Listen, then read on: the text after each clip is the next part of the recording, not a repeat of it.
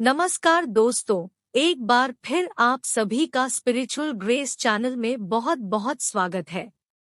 दोस्तों, अगर आप भी अपनी लाइफ में कुछ नया सीखने की चाह रखते हैं तो इस चैनल को अभी सब्सक्राइब कर लें। दोस्तों, क्या आप भी आपके घर की सुख शांति, संतान की कमी और धन की कमी या कर्ज से परेशान हैं, या आपका भाग्य आपका साथ नहीं दे रहा है, या आपके पितर आपसे नाराज है और आपको लगता है कि आपके पितरों की वजह से आपके घर की सुख शांति में रुकावट आ रही है और आपके कार्य नहीं बन रहे हैं? तो इस बार के पितृपक्ष श्राद्ध में काले तिल से जुड़ा यह आसान और असरदार अचूक उपाय यदि आप कर लेते हैं तो आपकी सोई किस्मत चमक जाएगी और आपकी जिंदगी के हर रास्ते खुल जाएंगे और पितरों से जुड़ी जो भी समस्या है वो मात्र इस एक उपाय से हल हो जाएगी और आपको धनवान मालामाल होने से कोई नहीं रोक सकता और आपकी जो भी मनोकामना है वो भी पूरी हो जाएगी। दोस्तों, इस बार 29 सितंबर 2023 से श्राद्ध बहुत ही दिव्य और दुर्लभ संयोग लेकर आया है। दोस्तों, इस पितृपक्ष में राजयोग कालसर्प दोष के साथ साथ धन लक्ष्मी योग भी बन रहा है, जिसकी वजह से इस बार के पितृपक्ष श्राद्ध का बहुत अधिक महत्व बढ़ गया है। और इस पितृपक्ष पर यदि आप काले तिल से जुड़ा यह उपाय कर लेते हैं तो आपकी सभी समस्याओं का तुरंत ही अंत हो जाएगा। इसलिए दोस्तों, वीडियो को आखिर तक जरूर देखें और यदि आप भी अपने जीवन में महादेव की कृपा पाना है, पितरों का आशीर्वाद पाना चाहते हैं, तो वीडियो को लाइक करके कमेंट में हर हर महादेव लिखना ना भूलें। दोस्तों, पितृपक्ष की शुरुआत इस साल भाद्रपद मास के शुक्ल पक्ष की पूर्णिमा तिथि 29 सितंबर 2023 दिन शुक्रवार से हो रही है, जो 14 अक्टूबर 2023 दिन शनिवार तक रहेगा। पंचांग के अनुसार 29 सितंबर 2023 दिन शुक्रवार को दोपहर 3:26 तक भाद्रपद पूर्णिमा है। इसके पश्चात मास के कृष्ण पक्ष की पहली तिथि प्रतिपदा शुरू हो जाएगी। इसीलिए पितृपक्ष से संबंधित सभी कार्य 14 अक्टूबर तक ही संपन्न कर लेना बेहतर होगा। दोस्तों, हिंदू धर्म में मान्यता है कि पितृपक्ष के दौरान यमराज सभी आत्माओं को पृथ्वी लोक पर भेजते हैं। वे सभी आत्मा अपने परिवारजनों से अपने हेतु तर्पण श्राद्ध लेने के लिए धरती पर आते हैं। ऐसे में जो व्यक्ति अपने पितरों का श्राद्ध या तर्पण नहीं करते, उनसे नाराज हो जाते हैं।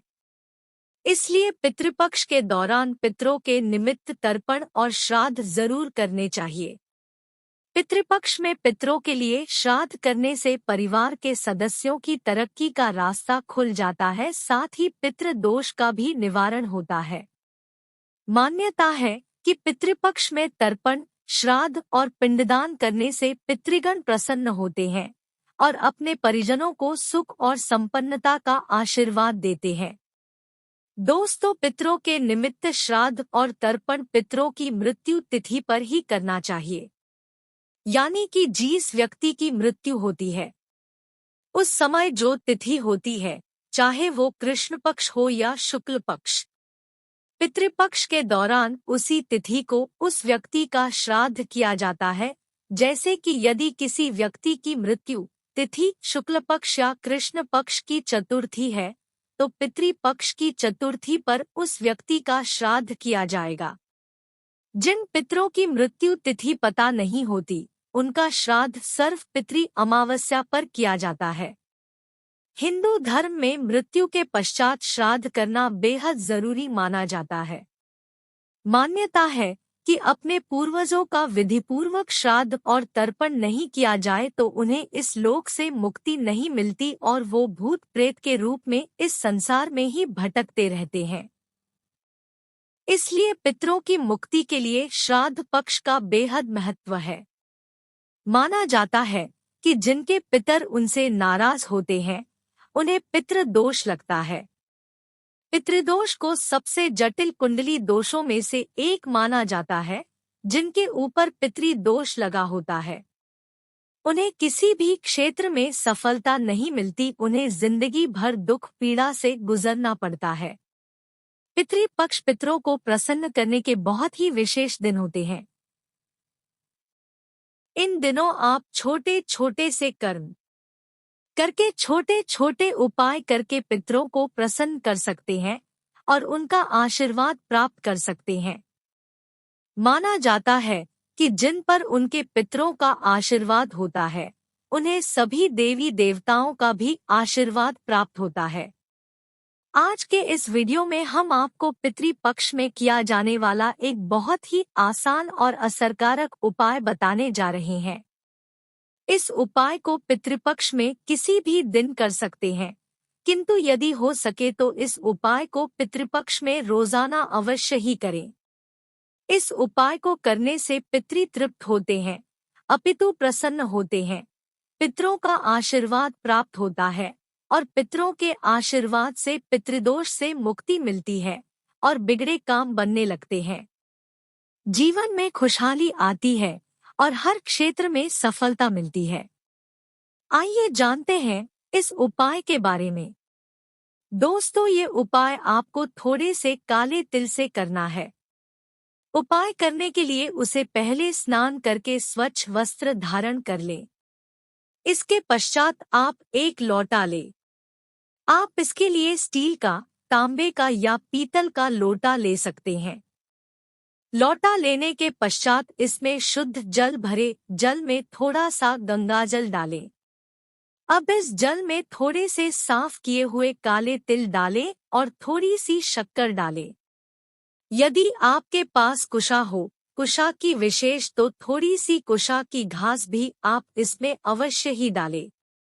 अब आपका जल का लोटा तैयार हो गया है। अब आप इस लोटे को किसी खुले स्थान पर लेकर जाएं, जैसे कि आप अपने आंगन में, बालकनी में या छत पर लेकर जा सकते हैं। यदि घर में ऐसी जगह ना हो तो घर के आसपास कोई मंदिर हो या फिर कोई साफ खाली स्थान, मैदान पड़ा हो तो आप वहां पर जाएं। खुले स्थान पर पहुंचने के पश्चात अब आप दक्षिण दिशा की तरफ यानी कि साउथ की तरफ मुंह करके खड़े हो जाएं। दोस्तों, आपको ऐसे खड़ा होना है कि आपका मुंह साउथ की तरफ होना चाहिए, यानी कि दक्षिण की तरफ, और आपकी पीठ होनी चाहिए। दोस्तों, शास्त्रों के अनुसार दक्षिण दिशा में पितृ लोग हैं। दक्षिण दिशा के स्वामी पितृदेव है। पितरों का वास दक्षिण दिशा में माना जाता है। इसलिए पितरों को प्रसन्न करने के लिए और पितरों का आशीर्वाद प्राप्त करने के लिए दक्षिण दिशा में पितरों को जल चढ़ाना चाहिए। जल चढ़ाने के लिए आप जल के पात्र को अपने दोनों हाथों में अपने सिर तक उठाएं। अब आप इस पत्र से इस जल को पितृदेव को चढ़ाते समय यहाँ पितृदेव के इस मंत्र का जाप करते रहें। मंत्र इस प्रकार है। आपको इस मंत्र का जाप करते हुए धीरे धीरे पितरों को जल अर्पित करना है। पूरे लोटे का जल चढ़ाने के पश्चात जल के लोटे में तिल या कुछ विशेष रह जाए तो उसे हाथों से निकालकर जल के स्थान पर डाल दें। जल चढ़ाने के पश्चात अब आप पितृदेव को प्रणाम करें और पितृदेव के इसी मंत्र का 108 बार जाप करें। मंत्र इस प्रकार है। ओम पितृदेवता नम, ओम पितृदेवता नम। दोस्तों, इस मंत्र का जाप आप खड़े होकर या फिर बैठकर कर सकते हैं। आपने जहां जल चढ़ाया है, यदि आप इतनी देर रुककर मंत्र का जाप नहीं कर सकते तो आप पहले पितृदेव को प्रणाम करें और सभी कष्टों, संकट और पितृदोष से मुक्ति की प्रार्थना करें। प्रार्थना करने के पश्चात अब आप अपने घर पर किसी साफ स्थान पर बैठकर दक्षिण दिशा की तरफ मुंह करके इस मंत्र का 108 बार जाप कर सकते हैं। दोस्तों, यदि आपके यहाँ जल चढ़ाने के लिए कोई खुला स्थान नहीं है, कोई ऐसी जगह नहीं है जहाँ पर आप जल चढ़ा सकें, तो आप एक पात्र ले किसी खुले स्थान पर दक्षिण दिशा की तरफ मुंह करके खड़े हो जाएं और उस पात्र में आप जल चढ़ा दें। पात्र में जल चढ़ाने के पश्चात आप पात्र के जल को किसी साफ स्थान पर लगे हुए पेड़ पौधे की जड़ में डाल दें। दोस्तों, जल चढ़ाते समय इस बात का ध्यान रखें कि को जल अर्पित किया है उस जल पर पैर ना रखें। जल चढ़ाते समय यदि पैरों पर छींटे आ जाए तो उसे दोष नहीं लगता, किंतु चढ़ाए हुए जल पर चलना नहीं चाहिए। इस उपाय को परिवार के सभी सदस्य कर सकते हैं। इस उपाय को महिलाएं, कन्याएं भी कर सकती है, किंतु ध्यान रखें, पीरियड्स के दौरान इस उपाय को आप ना करें। दोस्तों, पितरों की प्रसन्नता के लिए पितृपक्ष के दौरान रोजाना आप इस उपाय को अवश्य ही करें। इस उपाय को सिर्फ पितृदेव का आशीर्वाद प्राप्त होता है।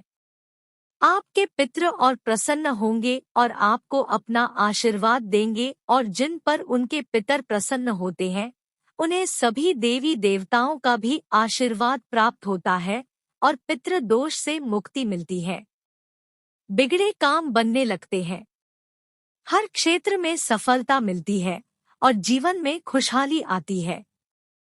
उपाय आपको दिन के समय करना है, यानी कि इस उपाय को आप संध्या काल के पश्चात ना करें।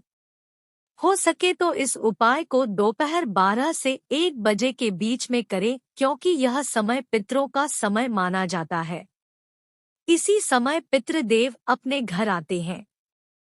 पितरों को प्रसन्न करने के लिए पितृपक्ष के दौरान इस बात का भी विशेष ध्यान रखें कि पितृपक्ष के दौरान आप किसी भी प्रकार की कोई पार्टी का आयोजन ना करें।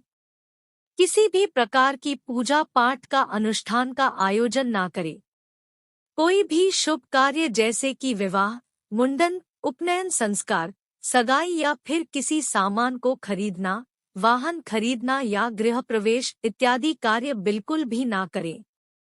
पितृपक्ष के दौरान सिर्फ अपने रोजमर्रा के कार्य आप कर सकते हैं और सामान भी ही खरीदे, इस्तेमाल करें जो आपकी रोज की जरूरत में आता हो। नए वस्त्र भूलकर भी ना खरीदे, और घर में रखे हुए पहले से कोई नए वस्त्र हैं जिन्हें आपने पहले नहीं पहना है तो उन वस्त्रों को भी पितृपक्ष के दौरान ना पहने।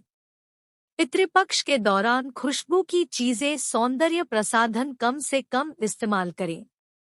हो सके तो बिल्कुल भी इस्तेमाल ना करें। पितृपक्ष के दौरान मांस, मदिरा और प्याज लहसुन से दूर रहे।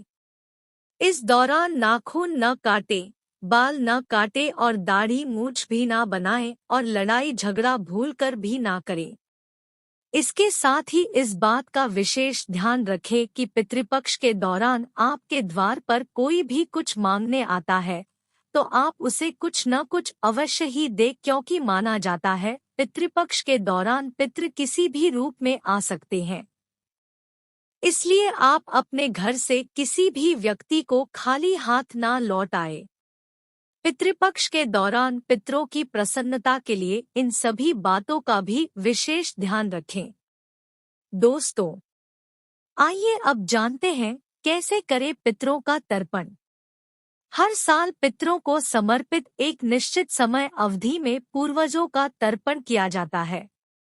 इस क्रम में कुछ अक्षर जो काले तिल और जल से तर्पण कर पितरों से अपनी गलतियों के लिए क्षमा मांगनी चाहिए। कहा जाता है कि सच्चे मन से किया गया तर्पण मनुष्य को कई प्रकार के रोगों से मुक्ति दिलाता है और साथ ही हमेशा पितरों का आशीर्वाद हमारे ऊपर बना रहता है, जिससे जीवन के क्षेत्रों में आसानी से सफलता मिल जाती है। इस अवधि में पितरों की आत्मा की शांति के लिए यथासंभव दान करना चाहिए। पितृपक्ष के दौरान बाल व दाढ़ी नहीं कटवाना चाहिए। घर में सात्विक भोजन ग्रहण करना चाहिए। आपको इस पूरे समय अवधि में किसी भी प्रकार की तामसिक भोजन जैसे मांस, मछली, मदिरा आदि का सेवन से बचना चाहिए। या तर्पण करने से न केवल हमें पितरों का आशीर्वाद प्राप्त होता है, बल्कि हमारे जीवन से पितृ दोष से भी मुक्ति मिलती है। इसके साथ ही पितरों की आत्मा को शांति मिलेगी, किंतु इसके लिए सही विधि मालूम होना बेहद जरूरी होता है। तो ऐसे में आइए जानते हैं क्या है तर्पण की सही विधि। जिस तिथि को आपके माँ, पिता, दादा, दादी या परिवार के किसी सदस्य की मृत्यु हुई हो उस तिथि पर ही उस व्यक्ति का तर्पण या श्राद्ध करना चाहिए। इसके लिए आपको अक्षत, जौ और काला तिल का उपयोग करना चाहिए। तर्पण करने के पश्चात पितरों से प्रार्थना करनी चाहिए ताकि वह संतुष्ट होकर आपको खुशहाल रहने का आशीर्वाद दें। जब आप देवताओं के लिए तर्पण करें तो उस समय आपका मुख पूर्व दिशा की ओर होनी चाहिए, साथ ही आपके हाथ में और अक्षत भी होनी चाहिए। इसके पश्चात दक्षिण दिशा की ओर अपना मुख कर लें और काले तिल व कुश से पितरों का तर्पण करें। दोस्तों, हमें पितृपक्ष में श्राद्ध कर्म करते समय पूजन सामग्री में विशेष रूप से रोली, सिंदूर, छोटी सुपारी, रक्षा सूत्र, चावल, जनेऊ, कपूर, हल्दी, देसी घी, माचिस, शहद, काली तिल, तुलसी के पत्ते, पान, जो हवन सामग्री, गुड़, मिट्टी दिया, कपास, अगरबत्ती, दही, जौ का आटा, गंगाजल, खजूर इत्यादि चीजों को अवश्य करनी चाहिए। पितृपक्ष में इन सामग्री को पूजन में शामिल करने से पितृ प्रसन्न हो जाते हैं। दोस्तों, शास्त्रों के अनुसार पितृपक्ष में स्नान, दान, पिंडदान और तर्पण करने से पितरों की आत्मा को शांति मिलती है। माना जाता है कि इस दौरान यदि हम गरीब, असहाय या किसी ब्राह्मण को दान करते हैं तो पितरों को इस 84 लाख योनियों से मुक्ति मिलती है। कहा जाता है कि पितृपक्ष के समय में पितृ यमलोक से धरती पर आते हैं और अपने वंशजों आशीर्वाद देकर यमलोक चले जाते हैं। तो ऐसे में आइए जान लेते हैं कि हमें किन किन चीजों का दान करना चाहिए। हिंदू धर्म में दान करने का सबसे पुण्य कार्य बताया गया है। पितृपक्ष की अवधि में गोदान को सबसे श्रेष्ठ दान माना जाता है। मान्यता है कि गौ माता का दान करने से व्यक्ति को सुख समृद्धि का आशीर्वाद प्राप्त होता है और पितरों को श्री हरि के चरणों में स्थान प्राप्त होता है। इसीलिए आप इस दौरान गौ का दान भी करें। इस दौरान आप गुड़ का भी दान कर सकते हैं। ऐसा करने से पारिवारिक जीवन में मिठास आती है और पूर्वजों का आशीर्वाद बना रहता है, जिससे कई प्रकार की समस्याएं भी दूर हो जाती है। साथ ही आपको मानसिक तनाव से भी मुक्ति मिलती है। श्राद्ध पक्ष के दौरान गाय के घी का दान भी सबसे शुद्ध माना जाता है। ऐसा करने से सुख समृद्धि की प्राप्ति होती है। इसके साथ ही जिन जातकों की कुंडली में पितृदोष है, उन्हें भी विशेष लाभ प्राप्त होता है। पितृपक्ष में सफेद चावल और काले तिल का विशेष प्रयोग किया जाता है। इसलिए किसी भी जरूरतमंद व्यक्ति को पितृपक्ष की अवधि में गेहूं, चावल अथवा तिल का दान अवश्य करनी चाहिए। ऐसा करने से पितृदोष समाप्त होता है। इसके साथ ही विभिन्न प्रकार के कार्यों में सफलता मिलती है। धार्मिक मान्यताओं के अनुसार पितृपक्ष के दौरान स्वर्ण दान को बहुत ही लाभकारी माना जाता है, इसलिए सामर्थ्य अनुसार किसी भी व्यक्ति को दान कर सकते हैं। ऐसा करने से पारिवारिक जीवन में उत्पन्न हो रहा विवाद दूर होता है। तो दोस्तों, आशा करते हैं पितृपक्ष से जुड़ी ये सभी जानकारी आपको पसंद आई होगी। आशा है कि आज की इस प्रस्तुति में बताई गई जानकारी आपको अच्छे से समझ आ गई होगी। वीडियो अच्छा लगा हो तो एक लाइक अवश्य कर दें। धन्यवाद वीडियो के अंत तक बने रहने के लिए। वीडियो के अंत तक बने रहने के लिए धन्यवाद दोस्तों। स्पिरिचुअल ग्रेस में जितने भी भाई बहन मेरी आवाज पहली बार सुन रहे हैं, चैनल को सब्सक्राइब करिएगा और हाँ, वीडियो को लाइक जरूर किया करिएगा। दोस्तों, मिलते हैं एक और ज्ञानवर्धक वीडियो के साथ। जय पितृ देवता। धन्यवाद दोस्तों।